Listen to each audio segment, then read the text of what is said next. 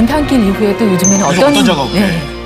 아, 요새 소설 작업하고 있습니다. 네. 소설이요? 언제 네. 나오는 거예요? 내년에 나올 수 있을까요?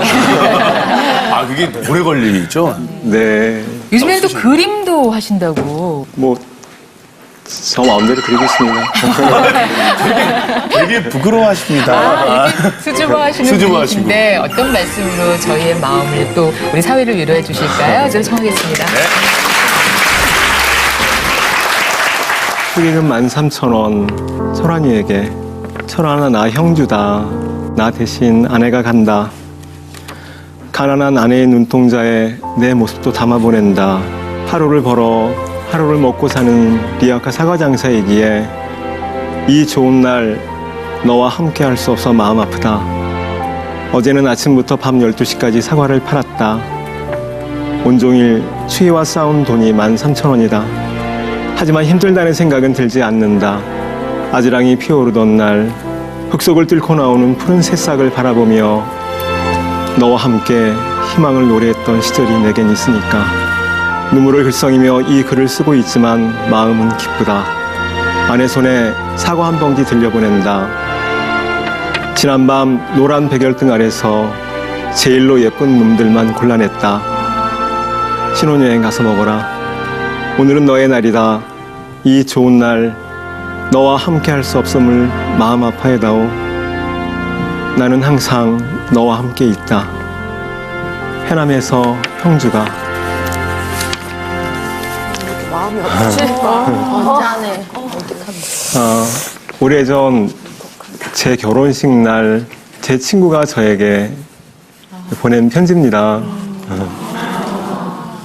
아무리 형편이 어려워도 친구 결혼식 날 그냥 가난하면 가난한 대로, 형편이 어려우면 어려운 대로 그냥 올 수 있는 거 아니냐라는 질문을 받은 적이 있었습니다. 그 질문을 받고 보니까 그럴 수도 있겠다는 생각이 정말 들었거든요. 근데 뒤늦게 알게 된 건 제 친구가 길에서 그 리아카 사과 장사를 하는데 굉장히 추운 날 너무 오래 서 있어갖고 이 귀에 동상이 걸린 거예요. 동상이 걸렸는데 얼굴 반쪽이 벌겋게 너무 부어 올라갔고 자기가 결혼식에 올 수 있었지만 자기 얼굴 보면 제가 가슴 아파할 것 같았대요. 그래서 친구 결혼식 날 친구 마음 아프게 해주면 안 될 것 같아서 대신 아내를 보냈다고 편지와 함께 사과 한 봉지와 함께 저한테 보냈던 적이 있었습니다. 우리 사는 시대를 불안의 시대라고 말하기도 하고 불신의 시대라고 말하기도 하고 무한 경쟁의 시대라고도 말하는 것 같습니다. 이런 시대를 살아가는 사람들은 상처받을 수밖에 없을 것 같아요. 그래서 위로가 필요한 것이죠.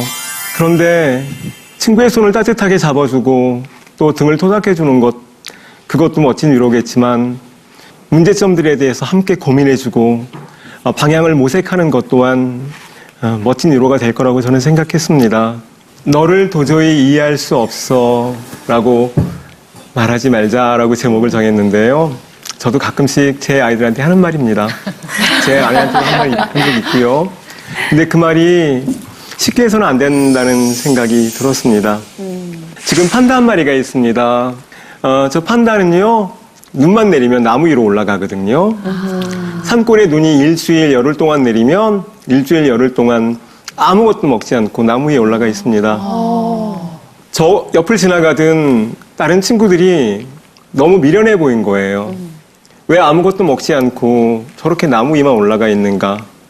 지금 나비가 파란 토끼에게 질문하고 있는 겁니다. 판다를 도무지 이해할 수가 없어. 왜 밖까지 굶어가면서 저렇게 오랫동안 나무 위에 올라가 있느냐고. 그때 파란 토끼가 나비에게 말해줍니다. 너는 기껏해야 네가 이해할 수 있는 것만 이해할 뿐이야. 판다의 마음속 상처를 알지 못하면서 판다를 이해할 수 있다, 이해할 수 없다 함부로 말하지 마. 저곳은 판다가 살고 있는 동굴 앞입니다. 지금 눈이 내리고 있지요. 근데 새끼들은 저쪽에 지금 울고 있어요. 새끼 2마리가 있거든요. 배가 고파서 울고 있는데 어미 판다는 일주일째 저 동굴 앞에서 서성이고 있습니다. 눈을 바라보며 눈앞에서 저렇게 망설이고 있는 어미 판다는 왜 저럴까요? 어미 판다는 알고 있었습니다. 저기에 걸음을 찍고 나가는 순간 자신의 발자국을 본 사냥꾼들이 그것이 판다의 발자국이라는 것을 알고서 그 발자국 따라 들어오면 자기 새끼 두 마리가 위태로워질 수 있다는 거. 대박. 그러니까 못 나간 거였거든요. 그런데 눈이 그치지 않으니까 어미 판다는 결단을 내려야 합니다. 새끼들을 굶게 할 수는 없으니까요. 내리는 눈이 자신의 발자국을 덮어줄 거라고 믿으며 나갔습니다. 그리고 빨리 먹이를 구해왔는데 자기가 찢고 나간 발자국을 따라 들어온 두 개의 사람 발자국이 있습니다. 어미 판다가 예상했던 대로 새끼 두 마리가 온데간데 없습니다. 이제는 어미 판다가 왜 눈만 내리면 나무에 올라가는지 이해가 가시는지요? 어미 판다가 새끼 두 마리를 잃어버린 것은 눈 위에 찍은 발자국 때문에 그런 거잖아요. 눈이 내리면 눈길을 걸을 때마다 자신의 발자국이 보이는데 그 발자국을 볼 때마다 그 발자국이 너무 공포스러웠던 겁니다. 그것 때문에 새끼를 잃었으니까요. 너를 도무지 이해할 수 없어. 그런데 어미 판다에겐 충분히 그럴 만한 이유가 있었잖아요. 어떠한 상황을 바라보기 위해서는 본질을 바라볼 수 있는 힘이 필요할 것 같은데요. 본질을 바라보기 위해선 눈으로 바라보면 안 보인다는 이야기죠. 마음으로 바라볼 때 보인다는 것이죠. 누구 한 명이라도 진작에 다가가서 무엇 때문에 그러느냐고 그러면 어미 판다는 자신의 아픔을 말했을지도 모릅니다. 저는 마음으로 바라보는 것이 어떤 건지에 대한 오랜 의문을 품었습니다. 그런데 마음으로 바라본다는 것은 어쩌면 나의 기준을 한번 버려보는 것, 그리고 상대방과 입장을 바꿔보는 것, 그럴 수도 있지 라고 한번 말해보는 것, 어쩌면 그것이 마음으로 바라보는 것일지도 모른다는 생각을 했습니다.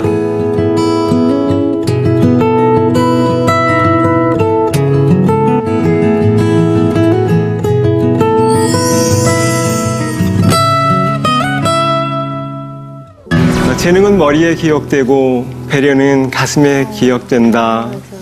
이 말에 대해서 조금 말씀드려볼까 하는데요. 산타하고 루돌프가 썰매를 끌고 가는데요. 바뀌었지요? 산타 나라의 법칙은 루돌프가 썰매를 끌어야 합니다. 근데 산타가 썰매를 끌고 있는 이유는요. 루돌프가 너무 힘들어 보였어요. 그래서 루돌프 보고 썰매 좀 타라니까 루돌프는 그럴 수가 없었거든요. 그렇지만 산타가 간곡히 말을 했습니다. 너 힘드니까 썰매 좀 타라고 내가 조금만 끌어줄게. 저 일과를 마치고서 산타 마을로 다시 돌아갔는데 산타 할아버지가 몸살이 났습니다. 그 몸살이 났을 때 누군가 약을 사다 줬으면 좋겠는데 누가 약을 사다 줄 수 있을까요? 저 루돌프 아닐까요? 그치. 제 딸아이가 그런 적이 있습니다. 아빠가 배려하는 게 좋다고 말해서 배려를 하다 보면 상처받을 때도 있는 것 같아 라고 말을 했습니다. 근데 제가 아이한테 말했던 건 배려는 상대방을 위해서 하는 게 아니라 너를 위해서 하는 건데 상처받을 수도 있잖아. 자신을 위해서 한 거니까. 다른 사람을 배려하는 것은 결국 나를 배려하는 것 같습니다. 다른 사람에게 도움을 준다는 건 결국 나에게 도움을 주는 것 같거든요. 실제로 다른 사람에게 도움을 주면 그것은 어떤 방식으로든 나에게도 도움이 오는 것 같습니다. 사람과 사람 사이를 이어주는 것은 믿음이라고 합니다. 근데 믿음은 사람과 사람 사이를 그냥 이어주기만 한대요. 사람과 사람 사이의 관계를 발전시키는 건 배려라고 합니다. 배려할 때 관계는 발전된다는 것이죠. 내 안에서 울고 있는 나의 손을 잡아주어야 한다. 지금 2명의 아이가 아니고요. 1명의 아이입니다. 분홍머리를 가진 한 아이가요. 내면에 있는 자신을 바라보고 있는 겁니다. 근데 아이의 눈빛을 바라보십시오. 뭔가 불편한 눈빛이지요. 지금 자기 내면을 향해서 이렇게 말하고 있는 겁니다. 너는 안 돼. 너는 틀렸어. 너는 구제불능이야. 너는 못됐어. 내가 내 안에 있는 나를 향해서 그렇게 너를 못됐다고 말하고 너는 안 된다고만 하면 다른 사람도 똑같이 그렇게 말한답니다. 내 안에 울고 있는 나의 손을 잡아줄 수 있는 사람은 오직 나밖에 없다는 것이지요.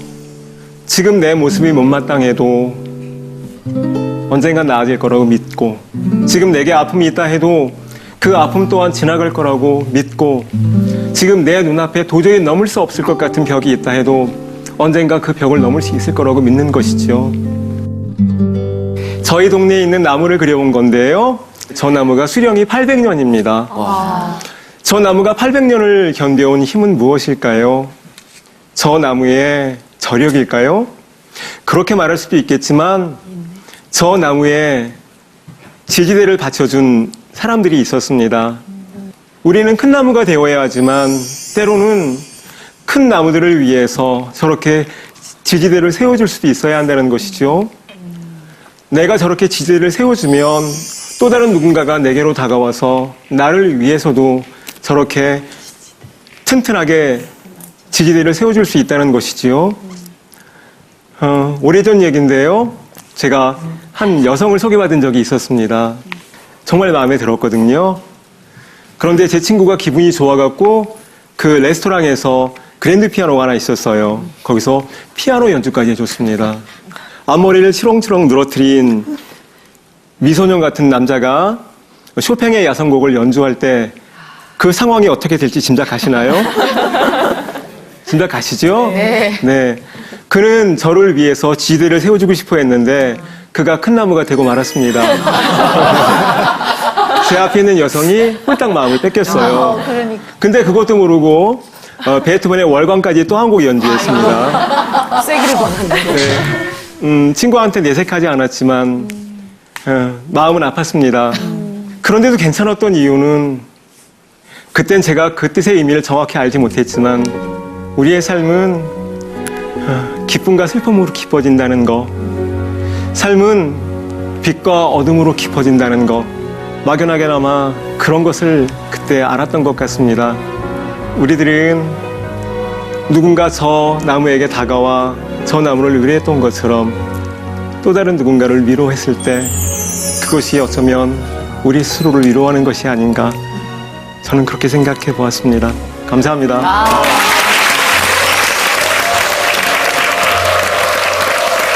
이번에 그 지하철에서 그 어머니 한 분이 자녀가 뛰어노는 걸 보고, 소란스럽게 뛰어노는 걸 보고 그걸 굉장히 화가 나서 그 어머님을 나무랬다고 하는데, 알고 봤더니 그 부모님이 지금 교통사고로 돌아가셔서 병원에 가는 길이라고 그렇게 얘기를 했다고 하더라고요. 그래서 그 상대방의 상황을 모르게 되면 오해를 하게 되고, 그러면 이제 소통이 안 되게 되고, 상대방에 상처를 줄 수 있는 것 같은데, 세상에 이렇게 나오고 싶고 너무 외로운데 말을 못하고 혼자 고독해하는 사람들이 지금 현 사회에는 너무 많은 것 같아요. 그런 사람들한테 이렇게 하고 좀 나와라고 이렇게 좀 손짓 아니면 도움 될 수 있는 방법이 있을까요? 아니면 내가 너무 고독한데 말할 수 있는 방법, 표현할 수 있는 방법. 저의 경우를 말씀드리면요. 여기서 제일 필요했던 게 전 물이었습니다. 왜 물이 필요했냐면요. 제가 5년 동안 우울증 약을 먹었는데 그중에 3년은 거의 폐인처럼 지냈거든요. 세상과 단절을 했고 그때 먹은 우울증 약 때문에 침이 금세금세 말라요. 근데 제가 아주 간혹 강연을 가면 거기에서 예전에 한번 말을 들은 적이 있어요. 왜 강연자가 이렇게 물병을 들었다 놨다 계속 그러냐고. 그래서 미리 말씀을 드립니다. 제가 사실은 5년 동안 우울증 약 먹어서 침 분비가 원활치 않습니다. 그래서 물을 넣지 않으면 발음을 정확하게 할 수 없습니다. 근데 그 말씀을 미리 드리면요, 그분들이 먼저 마음을 여시는 것 같더라고요. 그냥 그 시절의 아픔을 통해서 깨달은 바가 있는데, 아픔이 없다면 사람은 겸손을 배울 수 없다 그러네요. 잘은 모르겠습니다만 아픔을 통하지 않고는 무엇이 소중한 것도 잘 모르게 된다고 하고요.